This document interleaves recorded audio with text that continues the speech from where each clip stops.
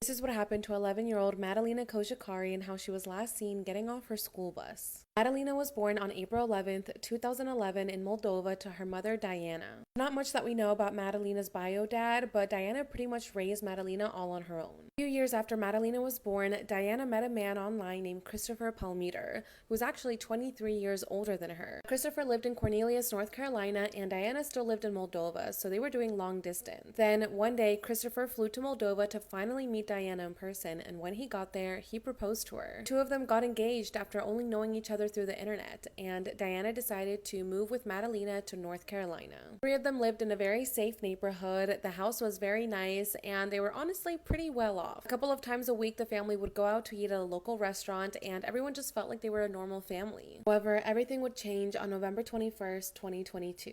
Monday was just like any other Monday. Madalina went to school, and then later that day she was seen getting off her bus at around 4:59 p.m. However, the next day, on Tuesday, November 22nd, Madalina never showed up for school. Then the day after, on Wednesday, Madalina once again did not show up for class. The day after that was Thanksgiving, so there was actually no school, but then when Friday came around and everyone was supposed to be coming back to school, Madalina once again did not show up. Crazy is that this didn't really raise flags for any of the teachers. I mean, Diana hadn't called in to let them know that Madalina was sick and that's why she was missing all of these days. It basically just went MIA and the teachers just went about their business. It wasn't until 3 weeks later on December 12th when a school resource officer named Jane and a guidance counselor named Miss Lampkin got together and realized that something was wrong. It had been 3 weeks since anyone had seen 11-year-old Madalina and no one had heard from her or her family.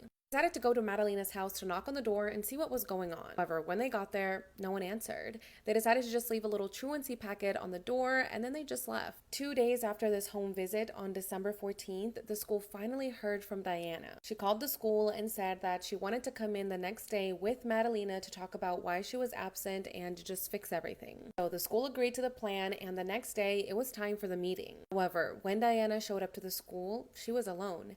Her daughter Madalina was nowhere to be found. The school's like, okay, what is going on? Where is Madalina? And that's when Diana tells them that she actually hasn't seen her daughter since Wednesday, November 23rd, just 2 days after Madalina was last seen getting off the school bus. Of course, the school calls the police and they start to question Diana, and they also bring down Christopher to question him as well. Diana says that the last time she saw her daughter was on Wednesday, November 23rd at around 10 p.m. She saw Madalina go up to her bedroom to get some rest, and then she actually got into a fight with Christopher. She didn't elaborate what the argument was about, but the next day on Thanksgiving, she went upstairs to go wake up Madalina, but Madalina was gone. Okay, more in part 2.